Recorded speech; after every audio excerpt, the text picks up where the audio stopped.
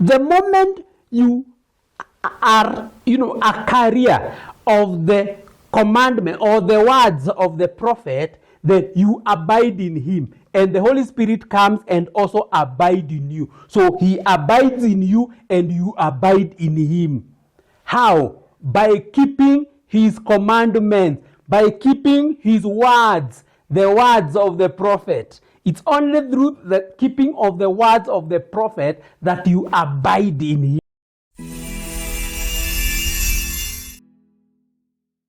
I want to welcome everyone who has made it to join this meeting. All we endeavor to do is actually to keep learning, to keep understanding, especially the good news. We are right now in the series of good news, and that is what we endeavor to keep understanding in its breadth and width. In our last lesson, we did look at the sacrifice that Jesus offered, which was once and for all. That was the ultimate sacrifice. So today, anyone telling you to give a sacrifice for whatever reason is actually could be termed as a fraudster. I think that there was one of our sisters who, in our last lesson, did say that that could only be referred to as a fraudster. And so we want to endeavor to continue to look at this area. Now today, I want us to look at the words of the prophet. The words of the prophet. Now, I want you to understand that, we are always coming from our main text, which has actually been Deuteronomy chapter 18, verse 15 to 19. And that's where I want us to start, so that today we can be able to look at the words that the prophet was actually coming with. So Lucy is in the background here, and she'll be reading for us. Lucy, Deuteronomy chapter number 18, from 15 to 19. The Lord your God from your brethren, him you shall hear, according to all you desired of the Lord your God in Horeb, in the day of the assembly, saying, Let me not hear again the voice of the Lord my God, nor let me see his great fire anymore, lest I die. And the Lord said to me, What they have spoken is good. I will raise up for them a prophet like you from among their brethren, and I will put my words in his mouth. That's my point. I will put God, remember this is God speaking to Moses, and he's telling Moses what to tell the children of Israel because of what happened at the mountain or Mount Sinai, when during the giving of the covenant. So there was a lot of fire and so forth, and I think all of us have now are familiar with that. So what happened? The children of Israel required or requested that Moses speaks to God, and then Moses in return would speak to them because of what they saw that was happening. Now God then calls Moses and tells Moses, go and tell them, I will give them a prophet from amongst them, from your brethren, you brethren of Moses, and him you shall hear in all that he speaks to you. And there are words that God is promising here that he will put in the mouth of the prophet, this prophet that he's promising in Deuteronomy chapter number 18. So there are words that God is promising. I want you to read that. Verse 17, and the Lord said to me, the Lord is now speaking to Moses.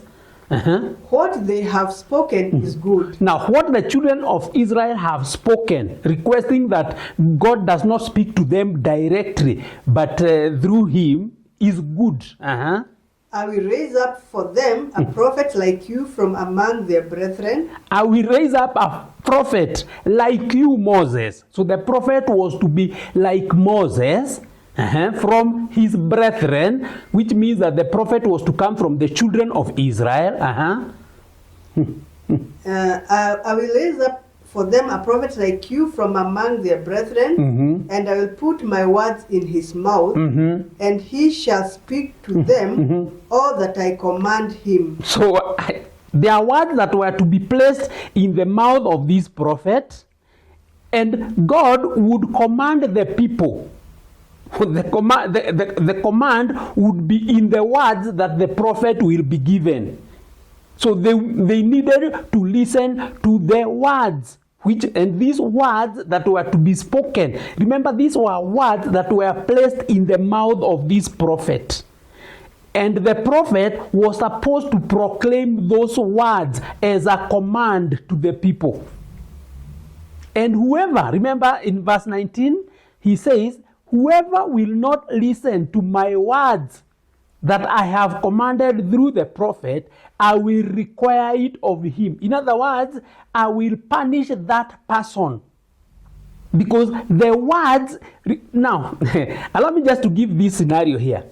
Now, if I send somebody, if I am sending somebody to maybe to go and deliver a message elsewhere, and they go, the first thing that the recipient of this message or the person I intend to receive this message must do is to trust that this messenger is actually coming from me. Imagine nimetuma mtu, nimemwambia enda kwa nyumba yangu upatiwe TV yangu. So if that person goes to my house, the first thing that the person he's meeting there needs to do is to trust that this person has actually been sent by me. Then it is only after trusting that person to have been sent by me that they will now be able to trust them to, for whatever else that I may have told them. So their words, there is the prophet who is actually the one that is being sent, and that prophet is coming with some words that have been given by God, okay? And those words were like a command. So, kitu ya kwanza, nataka tuelewe tu hapa. Before we move from here, I want us to understand something here. That this prophet needed, number one, to be trusted by whoever that he would go to. That trust. And that is the believing. So the prophet needed to be believed. And that is what we are even saying today. We must first believe the prophet. That is the thing that must be the baseline. Ukishamtrust, then you will be able to give him an ear to listen to what he is saying. And that is where we are here. Now, I want us to go to now the book of John. The book of John. And all along we have been looking at, the prophet. And now we understand that the prophet that we have been talking about is actually Jesus. We know that he is the prophet. So the prophet is Jesus. So we must trust him first. The moment we have trusted him first, then the next thing is to listen to him, whatever he says. And why are we listening to him? Because the words that he's giving are the words that God gave this prophet. And those words are a command. Now, in the book of John, chapter number 12,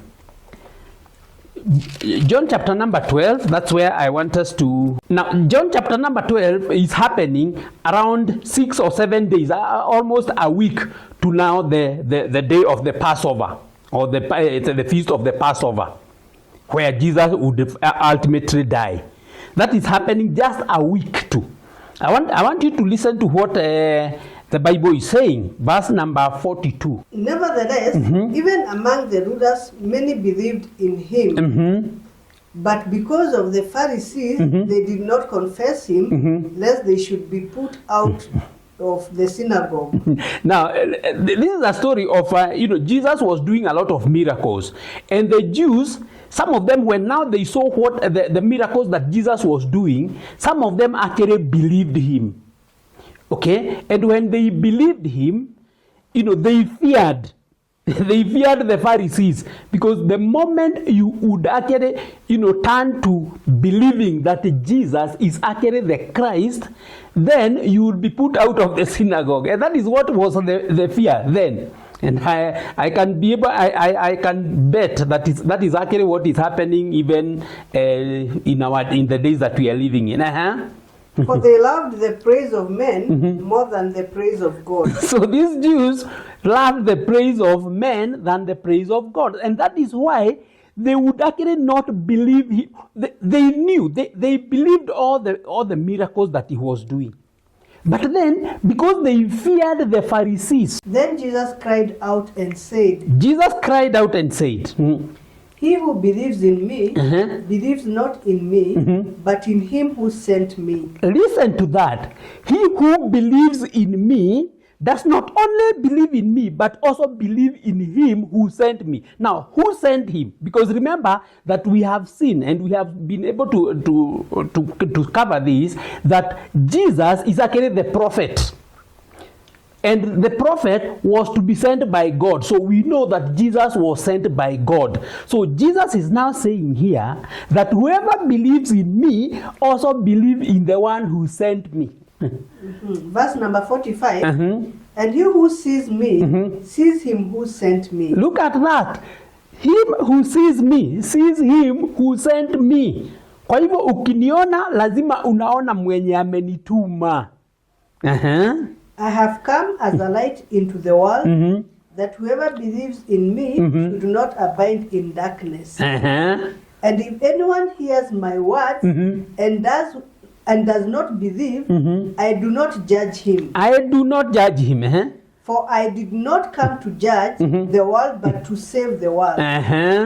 He who rejects me and does not receive my words has that which judges him. He who does not believe me and does not believe my words. Which words? Remember, the prophet, they were words that were to be placed in his mouth.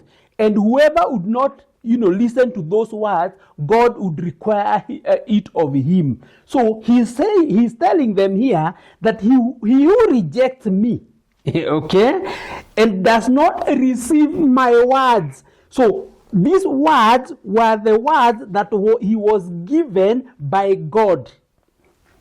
Remember, our topic is the words of the prophet. I want you to now get the words of the prophet here. So he's saying here, he who rejects me, if you reject him, if you reject Jesus and you do not receive the words, I want you to keep remembering the prophecy in Deuteronomy 18, that this prophet was to receive words from God. So he's saying, if you don't believe him, if you don't receive him, and of course you do not receive the words that were given to him by God, He who rejects me and does not receive my words has that which judges him. The word that I have spoken will judge him in the last day. For I have not spoken on my own authority. I have not spoken of my own authority. Remember, he was given words that he should speak. So he's not speaking on his own authority. He's speaking on the authority of him who sent him. But the Father who sent me gave me a command. The Father who sent me gave me a command. What I should say and what I should speak. What I should say and what I should speak. Remember, the words were given in his mouth. Remember, I don't want you to forget, because we are coming from Deuteronomy chapter 18. And I know that his command is everlasting life. I know that his command is everlasting life. Therefore, whatever I speak, just as the Father has told me, so I speak. So I am only speaking what the Father has told me, what the Father has put in his mouth, in the mouth of Jesus. So there were those words, and it is those words that Jesus is saying, they are the ones that he is speaking, and they are a command from God. I want you to get this very, very, very clearly. So Jesus is already telling us that there are words that were placed in his mouth, and he has to declare them. And number one, for you to be able to receive those words, then number one, you must believe him. Ya kwanza kabisa lazima ubelieve ya kwamba yeye ndiye alipewa hizi words. So the moment you have rejected him, then you don't even need to receive his words, because you cannot believe the words if you have not believed the person who carries the words. Now remember, we said that chapter number 12 is about 6 days before the feast of the Passover. Now in chapter number 13, we get now into the feast itself. I want us to read from verse 1, a few verses at the beginning there, and then maybe we'll move elsewhere so that we are able to be in the understanding of what the story is all about. Verse number 1 of chapter number 13. Now, before the feast of the Passover, when Jesus knew that his hour had come, that he should depart from this world to the Father, having loved his own who were in the world, he loved them to the end. And supper being ended, the devil having already put it into the heart of Judas Iscariot, Simon's son, to betray him. Jesus, knowing that the Father had given all things into his hand, and that he had come from God and was going to God. That is very important, that he had come from God, because it is God who promised a prophet. So this prophet that we have read in Deuteronomy was sent from God, and so the moment he would deliver the message, he would go back to God. So Jesus was very clear that he had been sent by God the Father, and that he would still be going back to him. Rose from supper, laid aside his garments. He laid aside his garments, took a towel, and girded himself. He took a towel, he girded himself. After that, poured water into a basin, and began to wash the disciples' feet, and to wipe them with the towel with which he was girded. Then he came to Simon Peter, and Simon said to him, Lord, are you washing my feet? Lord, how? I mean, how is it possible that you are washing my feet? You are my master. I am only your servant. How can you wash me? You know, it was something that was so unusual, and Peter was like, this is not possible. Jesus cannot wash me. It's actually me who is supposed to be washing him. But there is something that he's doing. Remember, it is after the Last Supper. After the Last Supper, they have eaten the supper, and Jesus now takes a basin, puts water in the basin, guards a towel on his waist, and starts washing them. And Peter is like, you can't do this. Jesus answered and said to him, to Peter now, what I am doing, you do not understand now. What I am doing, you do not understand now. And indeed, Peter did not understand. Because now, how would he understand something that, a master is actually washing his servants? It's unheard of. It's unheard of. So it was not, he could not comprehend what Jesus was actually doing. But you will know after this. But after this, you will know. Peter said to him, you shall never wash my feet. You shall never wash my feet. Jesus answered him, if I do not wash you, you have no part with me. If I do not wash you, you have no part in me. Simon Peter said to him, Lord, not my feet only, but also my hands and my head. Also my hands and my... Yani, sasa nioshe tu mwili mzima. Kama sitakuwa na a part with you, afadhali unioshe mwili mzima. But Jesus has already told him, you may not understand what I am doing right now. Verse number 10, Jesus said to him, he who is bathed needs only to wash his feet, but is completely clean. And you are clean, but not all of you. For he knew who would betray him. For he knew who would betray him. Therefore, he said, you are not all clean. You are not all clean. But what I want you to understand is what Jesus is doing here. Jesus is doing something that is not in the norm. The norm is that, it is only the person who is higher up there that is served by somebody who is down there. But now Jesus is reversing this. It's rather awkward to see what is happening here, and that is why, because Peter would not understand and would not comprehend what he is doing, he initially was resistant to Jesus doing that. But then he was persuaded further, because Peter had already understood that Jesus is actually the prophet ule Mungu alituma.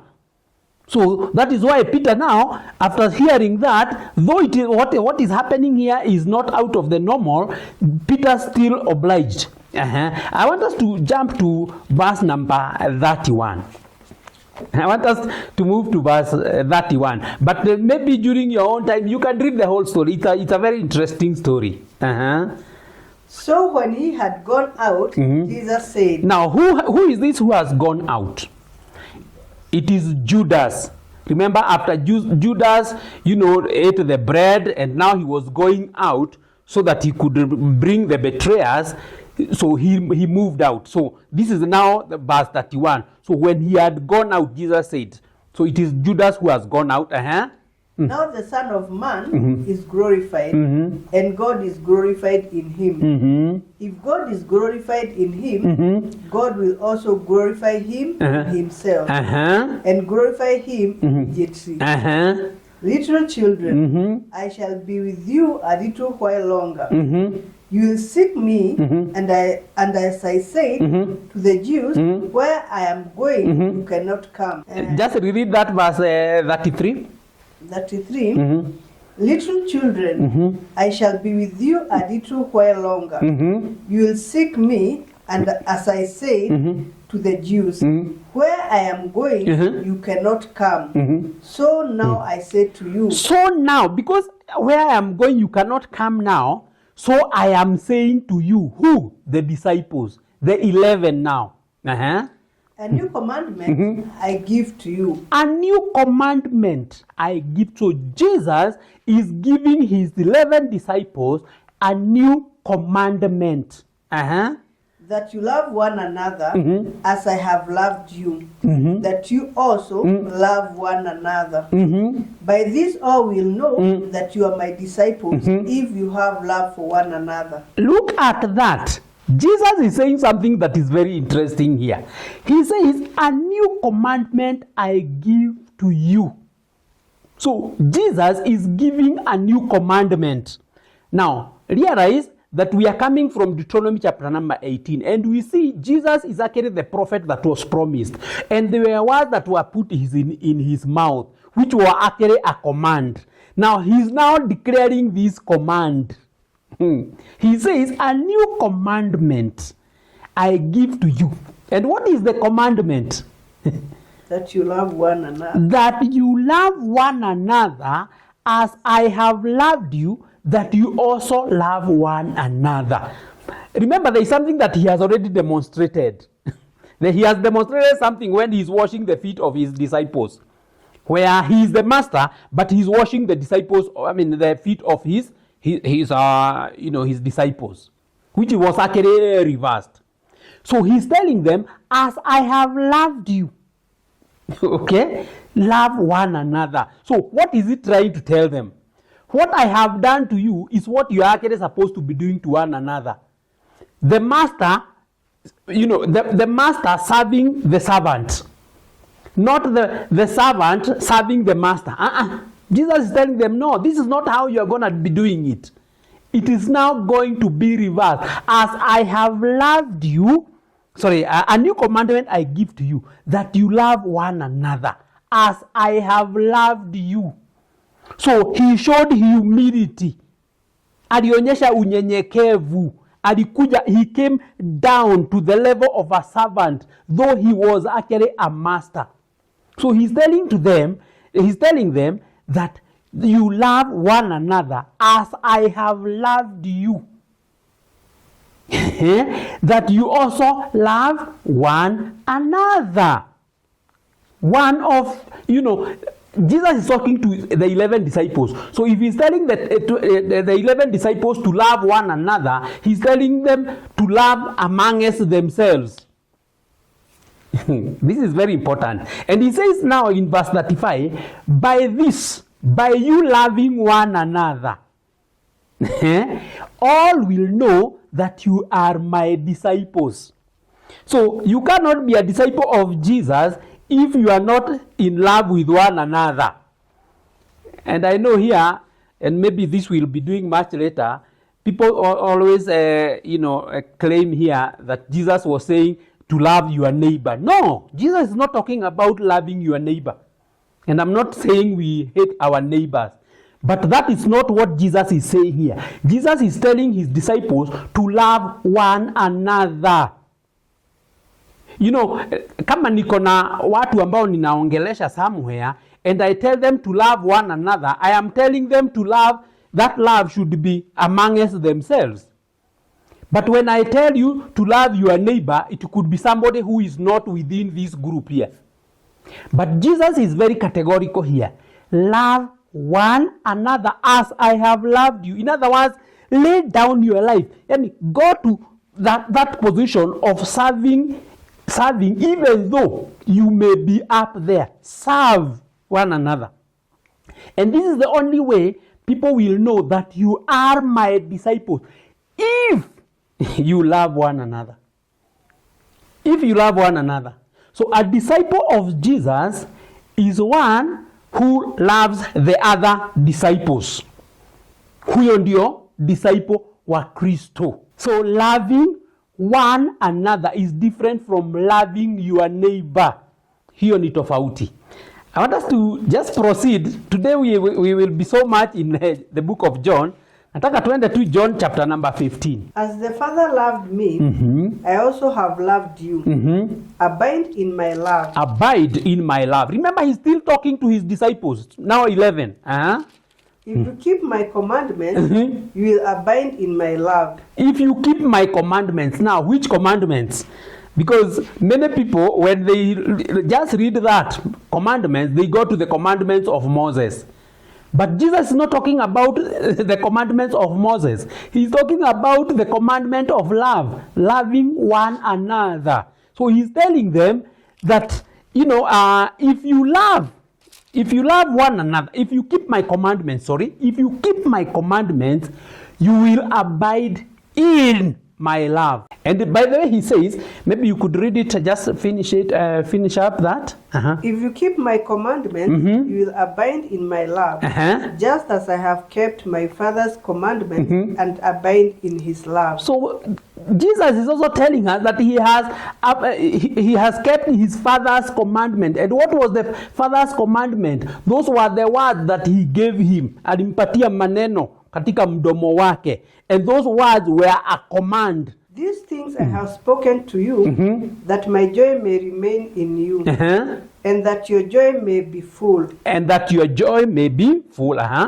This is my commandment, that you love one another as I have loved you. This is my commandment. Jesus is telling us what his commandment is. His commandment is that we should love one another, or the disciples should love one another. Greater love has no one than this, than to lay down his one's life for his friends. You are my friends if you do whatever I command you. You are my friend if you do whatever I command you. No longer do I call you servant, for a servant does not know what his master is doing. But I have called you friends, for all things that I have heard from my Father. All things that I have heard from my Father. Zile vitu ambayo aliwekewa kwa mdomo yake. I have made known to you. I have made them known to you. I have made those words that were placed in my mouth to you, so they know them. What words were these? That you should love one another. And what does he call that? The new commandment. You did not choose me, but I chose you and appointed you that you should go and bear fruit, and that your fruit should remain, that whatever you ask the Father in my name, he may give you. These things I command you, that you love one another. These things I command you, that you love one another. So there is a commandment. There is a commandment that Jesus is giving, that they should love one another, because those were the words that were placed in his mouth as the prophet that was promised. 1 John chapter 5, verse 1 to verse 3. Verse number 1. Whoever believes that Jesus is the Christ is born of God. Hold it there. Whoever believes that Jesus is the Christ is born of God. The moment you have believed the prophet, remember the prophet? You have believed that Jesus is that prophet. The moment you have believed that, you are born of God. In other words, you are a child of God. You are born of God. And everyone who loves him, who begot, also loves him who is begotten of him. By this we know that we love the children, the children of God. When we love God and keep his commandments. When we love God and keep his commandments. Now, what are the commandments of God? Some people, even in this text, will go directly into the 10 commandments. John is actually not talking about the 10 commandments. Remember, it is the same John. The John that has written the letters is the same John that we have read, who has written the what we call the gospel. He's the same one. So he's coming with the same information here. Anasema, by this... By this we know that we love the children of God when we love God and keep his commandments. When we love God and keep his commandments. Remember tulisema, Yesu mwenyewe ametuambia in John chapter number 12 that if you believe him, then you must also believe the one who sent him. If you believe him, you must believe the one who sent him. And the one who sent him put some words in his mouth. Aliweka maneno fulani ndani ya mdomo wake. Na hii maneno ilikuwa gani? That we love one another as he has loved us. Verse number 3. For this is the love of God, that we keep his commandments. That this is the love of God. The love of God is that we keep his commandments. And his commandments are not burdensome. His commandments are not burdensome. Sio mzigo. Kwa sababu ni ngapi? Ni mbili tu. Believing in the prophet and loving one another. What about the other commandments? They were the 10 and another 603. A total of 613. Kwa hivyo zilikuwa burdensome. I wanted us to get this. That the commandments of God are not burdensome. One thing that this text brings out very clearly is what was promised in Deuteronomy chapter number 18 about a prophet. Now, and he starts by saying that whoever believes that Jesus is actually that prophet is born of God. And the moment you are born of God, you must love brethren. Lazima uwapende mandugu wako. You must love brethren. 1 John chapter number 3. Verse number 23. And this is his commandment, that we should believe on the name of his son Jesus Christ and love one another as he gave us a commandment. As he gave us commandment. Remember, he has already given us a new commandment. He has given the disciples a new commandment. And you, if you are also his believer, you are his disciple. So you are also in that category.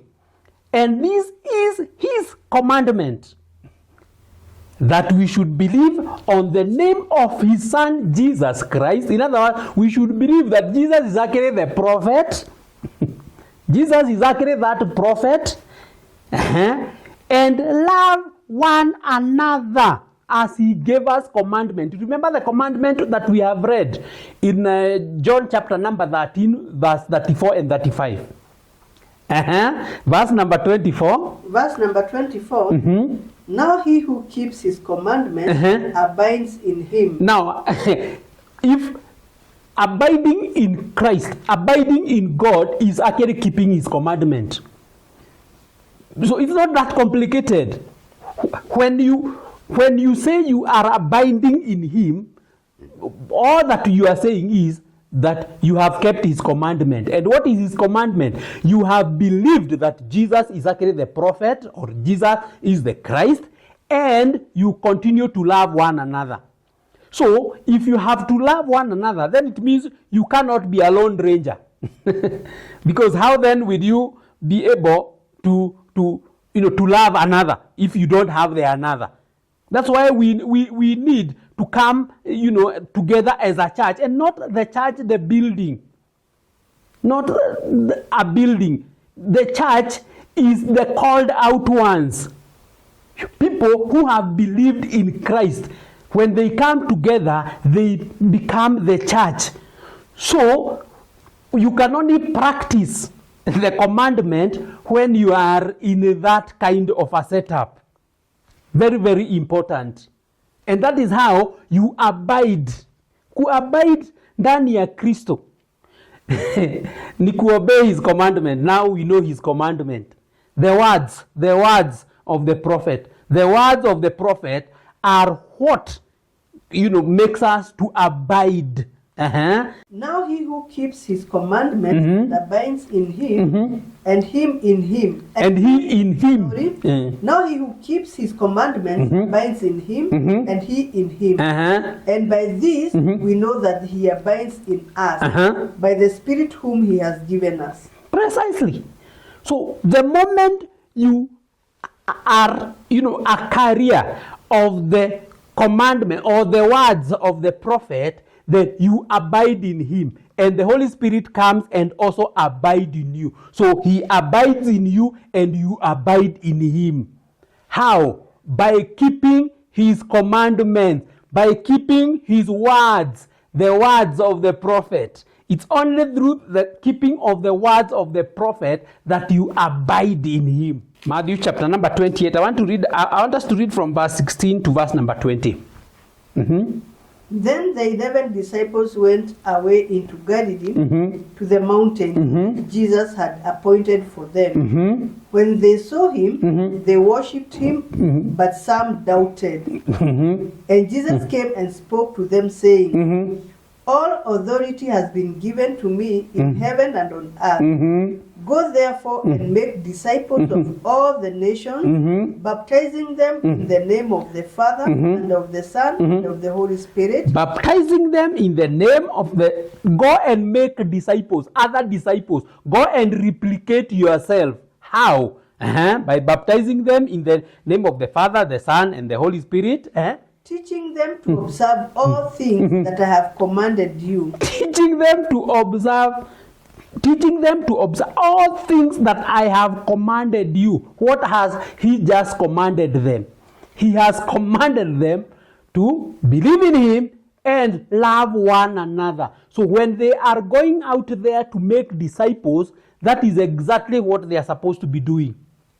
To teaching them to obey. Now, there is the word to obey. Because you can hear the words but not obey. Unaweza sikia tu useme kuna the new commandment of loving one another, but then you are not loving one another. Jesus is not talking about those who know the commandment. Jesus is talking about those who obey, and you only obey if you actually activate it. You are doing it. That is how you are obeying. By you obeying, it means it should be seen. It should not only be heard. Kusikia ni sawa, lakini Jesus is telling his disciples here that they should teach them to observe all that he has commanded them to obey. And lo, I am with you always, even to the end of the age. I will be with you always to the end of the age.